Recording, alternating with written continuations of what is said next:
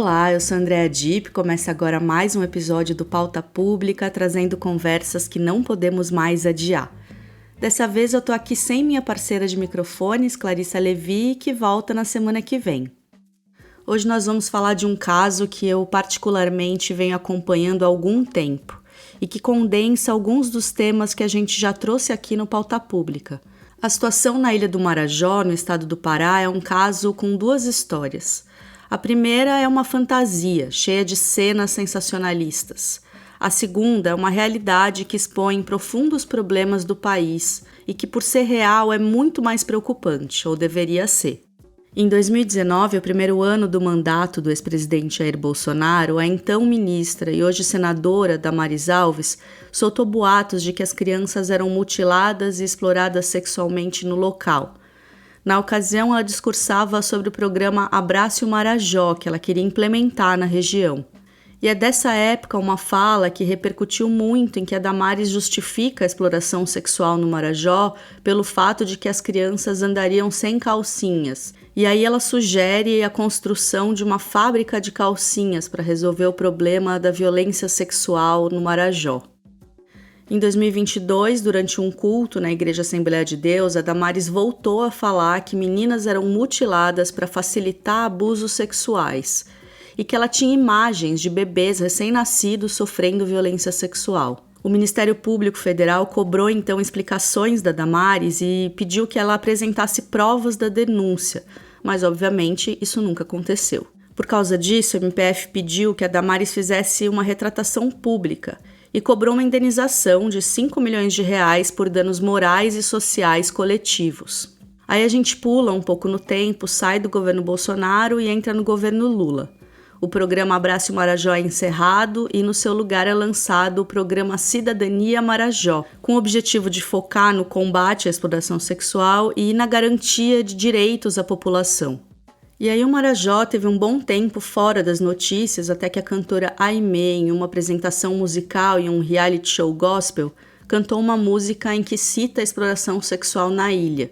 Esse vídeo passou a ser compartilhado por influenciadores digitais e logo o caso escalou, repercutindo muito. Uma rede de desinformação passou novamente a propagar sensacionalismo.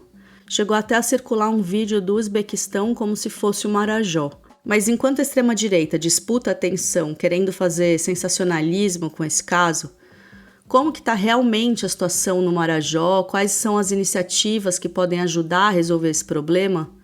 Hoje o Pauta recebe como convidada a irmã Henriqueta. Talvez alguns de vocês não conheçam a importância e a atuação dela e do trabalho que ela faz no Marajó, que é fundamental. Então cabe aqui estender um pouquinho mais a abertura e fazer uma apresentação digna da irmã Henriqueta. Desde 2009, ela atendeu alguns milhares de casos de denúncias de vítimas de exploração sexual no Pará. Por conta da sua atuação, ela foi incluída no programa de proteção para defensores dos direitos humanos e precisou viver um bom tempo com escolta policial devido às ameaças de morte que ela sofreu. E o enfrentamento dela contra abusadores e a oposição que a irmã Henriqueta faz contra discursos oportunistas, além de toda a sua mobilização, fez com que ela se tornasse um grande símbolo, uma referência mesmo da luta contra a exploração sexual de crianças no Marajó. Esse é o peso e a relevância de quem a gente vai ter aqui hoje no programa. Eu conheci a atuação dela de perto em uma reportagem que a gente fez para a Pública em 2019, quando a gente viajou para o Marajó para ver a situação lá de perto, na época da fábrica de calcinha da Damares. O link para essa matéria está no texto de publicação desse episódio. A gente já vai para esse papo, mas antes aqueles recados importantes de sempre. Siga o Pauta nos tocadores que você puder, se você ainda não faz isso, e nos dê aquelas 5 estrelas no Spotify ou na Apple, que isso ajuda na nossa visibilidade. E tem funcionado, viu, gente? Tem muita gente descobrindo o Pauta Pública recentemente, isso deixa a gente muito feliz. Vale lembrar que esse programa só existe por causa do apoio de quem contribuiu com o programa de aliados. Acesse aliados.apublica.org se você também quiser contribuir financeiramente com o nosso trabalho. Irmã Henriqueta, muito obrigada por aceitar falar com a gente hoje no Pauta Pública. Obrigada, Andréia. Também estou feliz em estar aqui mais uma vez com você. Eu sei o efeito que causou a sua matéria juntamente comigo numa região do Marajó. Acho que vocês foram fundamentais naquele momento para ajudar a população a esclarecer coisas que são essenciais. Irmã, a gente teve em 2019 no Marajó, né, como você disse, na época em que a Damares Alves, então ministra, fez aquela fala absurda de que para resolver o problema da exploração sexual iria construir uma fábrica de calcinha, né? Agora, o Marajó voltou à pauta, dessa vez por causa de uma cantora gospel, que disse que há tráfico de órgãos no arquipélago, a AGU vai até investigar uma rede de desinformação sobre o Marajó. Mas eu queria te perguntar, por que essas notícias falsas, essa desinformação, elas mais atrapalham do que ajudam o Marajó? Primeiro, a gente precisa fazer uma leitura do contexto que a gente vive hoje nessa região, que eu até digo que a gente vive desafios que são territorial, que é econômico, que é cultural, que é social. E por ser uma região que o Estado ele sempre tem pecado pela sua omissão. Então, existem grupos que se aproveitam dessa situação para ganhar espaço. Algo bem arquitetado por esses grupos tem acontecido, né? Que não é a primeira vez, já é a terceira vez que as nossas crianças marajoaras são expostas por esses grupos com uma disseminação muito grande de fake news, e essas informações que são falsas, como eu falei anteriormente, que são desconectadas com a nossa realidade, é que nos preocupa muito. Eu não tenho dúvida nenhuma de que esses grupos, eles estão fortalecidos. A gente percebe pelas informações que esses grupos, eles não estão localizados na região. Uma ou outra pessoa que passa pelo Marajó, como eu li algumas coisas dizendo assim, eu conheço o Marajó. E uma pessoa questionou, como é que você conhece o Marajó? Não, porque eu passei 2 dias em Joanes. Joanes está aqui, é uma praia linda, Joanes, é um lugar turístico lindo. Quem vem para Joanes não conhece a realidade do Marajó. Então, eu acho que a gente precisa contextualizar essa situação de maneira que não há dúvida nenhuma de que esses grupos estão se fortalecendo, que eles estão sendo beneficiados, né? E por isso que eu concordo plenamente que todas as pessoas que ficam falando inverdades sobre a situação das nossas crianças marajoaras, sobre o povo marajoaro, seja de fato investigados. Merecem investigação, sim, investigação séria, precisa, e que sejam responsabilizados, porque a população marajoara não aceita mais esse tipo de inverdades, né, de notícias falsas que estão circulando. Então, a gente precisa, sim, reconhecer que tanto o Estado como os municípios do Marajó, como o próprio governo federal, precisa investir na região, mas a partir de bases, a partir de conhecimento de causas, a partir de conhecimento da realidade, para que essa realidade, essa cultura seja respeitada, porque é uma cultura muito diferenciada, né? Eu sempre digo que as nossas infâncias marajoaras, André, elas não têm um rosto, né? São rostos diferenciados. Você vê em Marajó Ocidental, você vê as crianças com potenciais, sabe, iguais, sabe? As crianças marajoaras são crianças que têm um potencial, uma inteligência incrível, né? Mas elas trazem demandas diferenciadas. E, principalmente, o que eu tenho dito, de políticas públicas bem diferenciadas, que é a nossa pauta principal nesse contexto todo que tem sido colocado a respeito da realidade do Marajó. E eu me lembro que quando a gente estava juntas aí, a gente conversou também muito com as meninas, né? E eu queria perguntar se essas notícias falsas, se elas também estão chegando nas meninas. Eu lembro, André, naquela nossa visita, naquela comunidade rural, que ali a gente viu mesmo uma transformação, né? Queria lhe falar que aquela escola que foi visitada, inclusive, né, hoje é uma escola nova. As meninas se sentem felizes porque elas foram as protagonistas dessa transformação. As crianças marajoaras, adolescentes, eu vi, e eu posso falar porque eu estava no Marajó, eu estava em Soure, depois de 2 dias eu estava em São Sebastião, e as pessoas sempre me ligando, dizendo, olha, obrigada, porque eu tenho levantado a minha voz, com muita coragem para desfazer todas essas inverdades. E a população está muito revoltada, né? As adolescentes se sentem revoltadas. Tia, o que é isso que estão falando da gente, né? E ainda usam termos horrorosos, sabe? Chamando as meninas de balseiras, as nossas adolescentes não são balseiras. As crianças marajoaras, elas se sentem ofendidas quando elas são olhadas, sabe, como crianças que não têm vez, que não têm voz. A gente sabe, Andréa, você conheceu de perto a situação, a gente sabe que nós temos situações enormes de vulnerabilidade socioeconômica das famílias, né? A gente percebe que nós temos uma carência enorme de um projeto de desenvolvimento econômico que venha respeitar a situação. A gente sabe que faltam políticas públicas condizentes com os contextos locais de cada município, mas as nossas crianças e adolescentes marajoaras, elas têm grandeza enorme. E, portanto, elas se sentem, sim, ofendidas cada vez que vêm essas notícias, sabe, que vem desmoralizá-las e que causa violação de direitos humanos quando se fala de criança e adolescente dentro desse contexto, sabe, dizendo que as crianças se prostituem. Criança não se prostitui, criança não pode fazer isso. Criança é explorada quando ela tem o seu corpo forçado, quando ela é desrespeitada por essa cultura também machista, por esse patriarcado ainda não superado.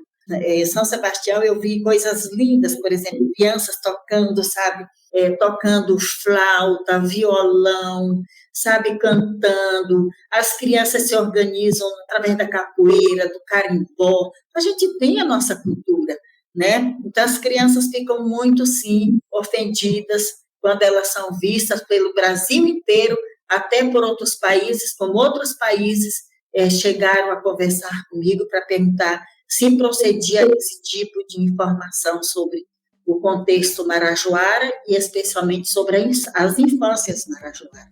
E essas ONGs evangélicas, né, irmã do Sudeste, por exemplo, esse Instituto Akashi, que é da Igreja Zion, né? A Pública fez até uma matéria sobre isso, que tem como um dos diretores o ex-deputado bolsonarista e pastor Henrique Kriegner, e que o deputado Nicolas Ferreira tem propagandeado pedindo dinheiro. Essas ONGs, elas de fato atuam para combater a violência sexual no Marajó, essas organizações evangélicas? Você conhece alguma dessas organizações? Você que está há tantos anos na linha de frente desse combate à exploração sexual. Olha, André, sinceramente eu nunca ouvi falar dessa ONG. Não sabia da existência dela. Eu acho que, nesses anos todos que eu tenho atuado na região, eu não conheço um trabalho de uma ONG evangélica que desenvolva esse trabalho com toda essa dimensão que foi colocada. Eu nunca vi, sinceramente, eu nunca vi. Com todo respeito, eu falo, por que apareceram agora? Por que estão falando agora? Se em 2009 ainda, o Dom Ascona, o bispo emérito do Marajó, com as denúncias que nós fomos coletando, né, de exploração sexual, sim, nós conseguimos que fosse instalada uma CPI aqui no estado do Pará, né? E como essa demanda veio, nossa, o Dom Ascona disse, eu queria que você acompanhasse todas as oitivas, todas as audiências, e nós solicitamos, então, aos deputados dessa CPI para que eu pudesse acompanhar, né, todo o trabalho. Eu acompanhei, foi um período muito exigente, André, muito, porque Eu vi casos assim, sabe, de crianças abusadas no contexto intrafamiliar e andamos muito. Nós andamos muito por esse estado, nós andamos pelo Marajó, eu fui para o Marajó também com a CPI federal, mas, Andréia, eu nunca vi trabalho, nunca, sinceramente, né? Nós nunca vimos. Tem muitas instituições, tem muitas ONGs sérias aqui no estado do Pará que desenvolvem projetos, sabe? A gente faz de forma integrada esses projetos de formação, né, de capacitação do Conselho Tutelar, do Conselho de Direitos, da Rede de Proteção de Crianças e Adolescentes. Mas, sinceramente, eu não conheço um espaço, e principalmente essa ONG, eu não sabia da existência dela e não sei por que ela veio assim, de forma tão potente para disseminar, estigmatizar essa situação toda, para causar um caos, mais uma vez, para nós, não obstante as lutas passadas, né, que nós tivemos que desfazer de informações, como eu já falei anteriormente, equivocadas. É importante dizer para quem está ouvindo que a irmã Henriqueta trabalha junto com uma rede de defesa e proteção que envolve Judiciário, Ministério Público, Defensoria Pública, Conselho Tutelar. Eu vi tudo isso quando eu estava com ela no Marajó. E eu me lembro também que existem muitos gargalos nessa rede, né? Tem muita vontade de fazer acontecer. As pessoas que trabalham no Marajó são impressionantes em sua determinação, em sua vontade de fazer acontecer com muito pouco dinheiro, com muito pouca atenção do Estado. E aí eu queria te perguntar quais são os reais problemas que o Marajó enfrenta hoje e o que de fato ajudaria a solucionar. Primeiro, nós não podemos naturalizar de maneira nenhuma o crime, né? Esse é um grande desafio, porque a gente sabe que são várias violências, né, que existem nos nossos territórios e a gente vem denunciando isso há uma década. Então, nós não podemos naturalizar. Eu coloquei anteriormente que a gente tem, sim, desafios territorial, a gente tem desafio econômico, a gente tem desafio cultural e a gente tem desafio social, né? Que há muito tempo a gente vem lutando para desfazer, da gente enxergar o crime como algo que é normal, como algo que aconteceu e a gente tem que se calar. Isso é um problema. A gente tem as nossas distâncias geográficas que dificulta muito o acesso a serviços essenciais, né? A gente sabe que a falta de estrutura adequada, né, para os conselheiros tutelares, para a própria polícia, essa falta de estrutura, ela dificulta muito, até mesmo por enfrentamento e por combate ao crime. Porque se uma criança ela é abusada sexualmente numa comunidade rural, se o conselheiro não tiver um meio para chegar até lá o mais rápido possível, essa criança acaba ficando sem atendimento e muitas vezes com seu próprio agressor dentro de casa. A gente tem carências de profissionais e a falta de recurso, né? Essa rotatividade também que acontece nos municípios é um problema muito sério. Muda a prefeita e muda toda a equipe de CRAS, de CREAS, né? Se eles não são concursados, é um problema sério, né? Essa rotatividade, ela traz consequências também para esses profissionais e também para terem recursos suficientes. A outra coisa, como eu falei antes, a vulnerabilidade social, socioeconômica das famílias. André, eu falo há anos, a gente precisa superar essa pobreza. Eu tenho me questionado muito, eu digo, meu Deus, até quando que eu vou ficar denunciando, gritando, sabe, pelas crianças, pelos adolescentes, pelo povo marajoara. Eu fiquei emocionada, André, agora na ação que nós tivemos, que eu estava com o Ministério Público do Estado do Pará, em São Sebastião da Boa Vista, numa ação integrada, falando de tráfico de pessoas, falando de violência contra as mulheres, falando de rede de atendimento. Eu lembro, sabe, eu fiquei muito emocionada, porque eu recebi um quadro feito por um artista plástico que tem em São Sebastião. Ele, com esse quadro, Ele disse, eu quero lhe presentear com esse quadro, mas eu quero lhe fazer um pedido. Não nos abandone, continue sendo a nossa voz do Marajó. Mas até quando que eu vou ter forças? Eu não, como diz a minha imagem, eu não estou subindo ladeira, né? Eu estou descendo ladeira. Então, eu estou envelhecendo, não estou ficando nova. Né? Até quando? Mas enquanto eu tiver vida, eu vou continuar fazendo isso. Mas eu vejo que não adianta ficar falando de enfrentamento do crime, se eu também não estiver gritando, sabe, para que esse quadro socioeconômico, essa pobreza, essa miséria produzida e reproduzida que ela venha, que o Marajó tenha um outro quadro, que ele tenha um novo rosto, sabe, que é o rosto da superação dessa situação que a população vive de não poder suprir as suas necessidades essenciais. A outra coisa também eu aponto como a ausência de políticas públicas, né, efetivas voltadas para as nossas infâncias marajoaras. Essa questão das políticas públicas é uma questão, é um gargalho, sabe, porque não existe essas políticas que, de fato, venham superar as necessidades das nossas crianças e adolescentes. Essa dificuldade de articulação, como você falou, pontuou, né, entre os diversos órgãos e as entidades responsáveis pela proteção e assistência às nossas crianças e adolescentes. A gente sabe que nós temos uma carência enorme de educação de qualidade, né, de espaços onde essas crianças elas possam ir para a escola, sabe?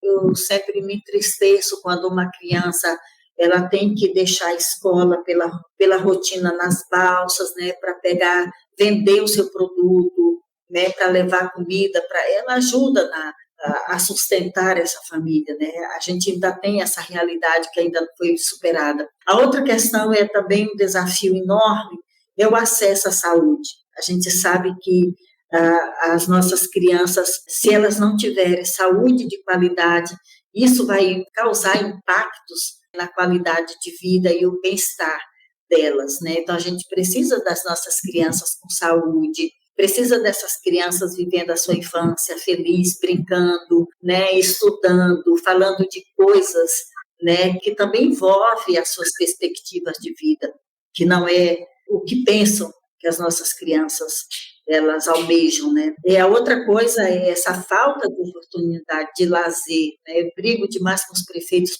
tem prefeito que se apavora quando eu chego, porque eu fico cobrando, né?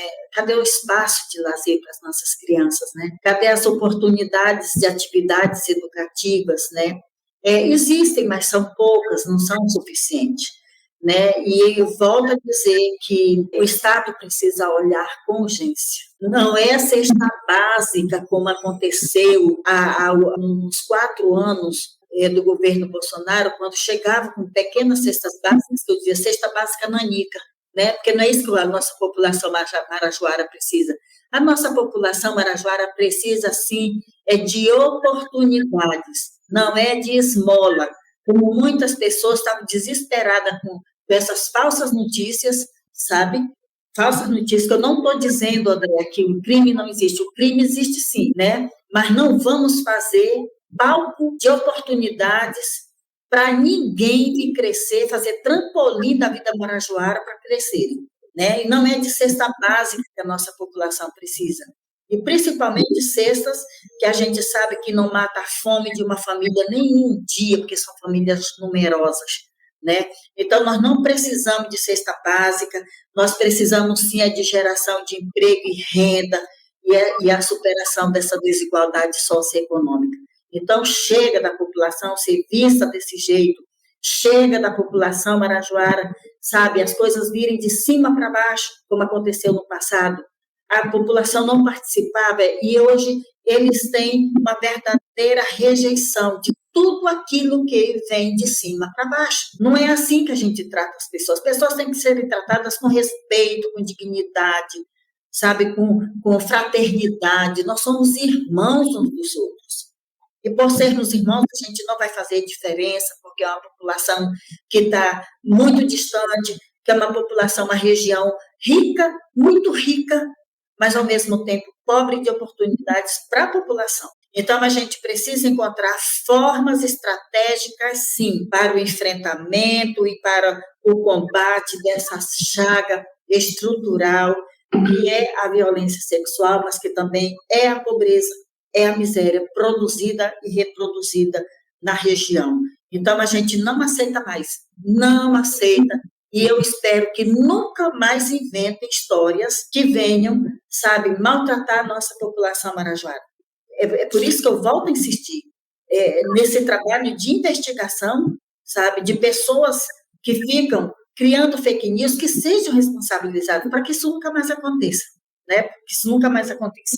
Então, André, eu acho que eu apresentei alguns desafios que eu vejo que são essenciais, né? No novo governo Lula, teve uma equipe, eu acompanhei a equipe, que foi fazer a escuta, né? Eu disse, olha, a gente precisa escutar, não vamos levar, né, o que a gente acha que é bom. Quem tem que dizer o que é bom é a população, né? É a população. Então, eu espero que agora, o que até essas políticas todas que foram desmontadas no governo passado, agora a gente está vendo que tanto, sabe, ainda mesmo que seja lenta, mas a gente vê que está voltando. Por exemplo, agora, nesse mês, vai ser reaberta a escola de conselhos que já existia e que foi fechada desse desmonte de políticas públicas, e agora volta. E eu acho que a gente vai ter benefícios muito bons para as nossas crianças e adolescentes.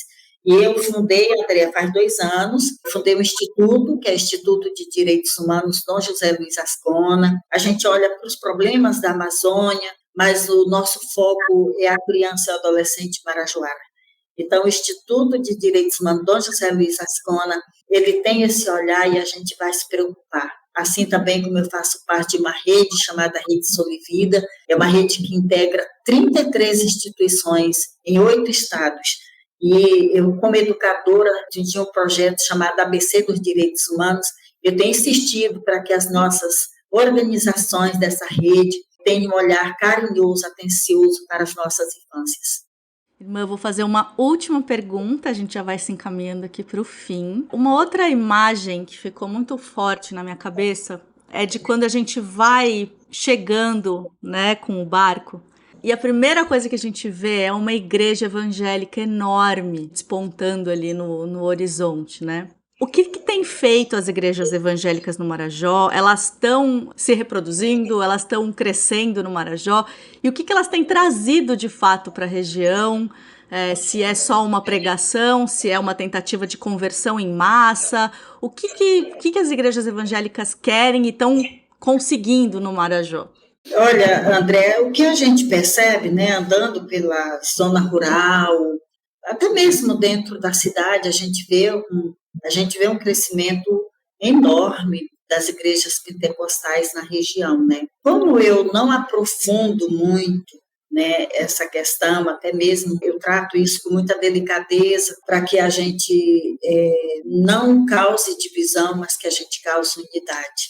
Eu acho que tem algumas igrejas que elas pregam o Deus, né, que está lá em cima, mas não é o Deus que está no contexto, não é o Deus que está morrendo de fome, que está gritando, que está no rosto da criança, que está no rosto do adolescente, que está no rosto do idoso, da mulher, né, que sofre violência.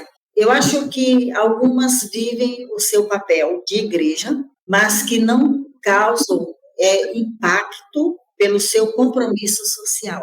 Eu acredito que tanto nas igrejas evangélicas como nas igrejas católicas, eu acho que se essas igrejas todas elas não tiverem um compromisso, ela simplesmente é aquela igreja que vai manter aquela fé intimista, aquela fé isolada, mas que é uma fé que não traz compromisso mesmo com a vida, né, na defesa daquilo que precisa ser feito. Eu tenho enxergado assim que existe um crescimento muito grande, né? E eu acho que existem esforços para o crescimento dessas igrejas pentecostais.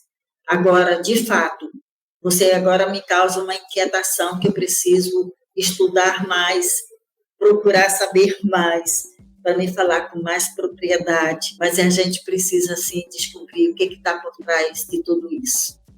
Obrigada, irmã. Muito bom conversar com você, como sempre. Eu que agradeço, Andréia. Muito obrigada. Este podcast é uma parceria da Agência Pública com a Rádio Guarda-Chuva. Jornalismo para quem gosta de ouvir.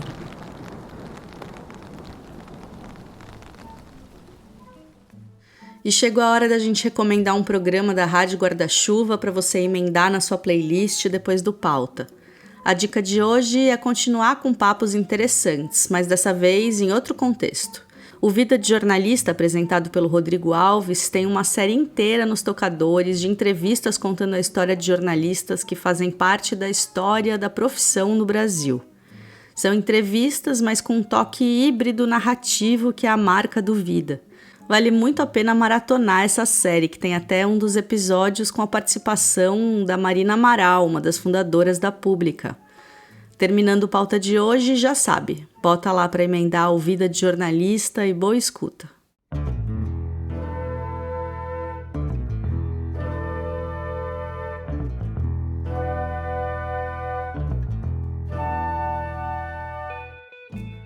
E termina aqui mais um episódio do Pauta Pública. Muito obrigada por vocês estarem com a gente aqui mais uma vez, com essas conversas que não podemos mais adiar. O Pauta é apresentado por mim, Andréa Dipp, e pela Clarissa Levi. A gente também cuida da pauta e das entrevistas do programa. A edição, o roteiro e a produção são do Ricardo Terto. Também contamos com o apoio de produção da Estela Diogo. As artes são da Tainá Gonçalves. A coordenação das redes sociais é do Ravi Spreisner e os teasers são do Breno Andreata. Essa música que você escuta de fundo e toda a identidade sonora do programa foi composta pelo Pedro Vituri. Sexta-feira que vem, bem cedo, a gente está de volta em todos os tocadores. Um abraço, gente. Até lá!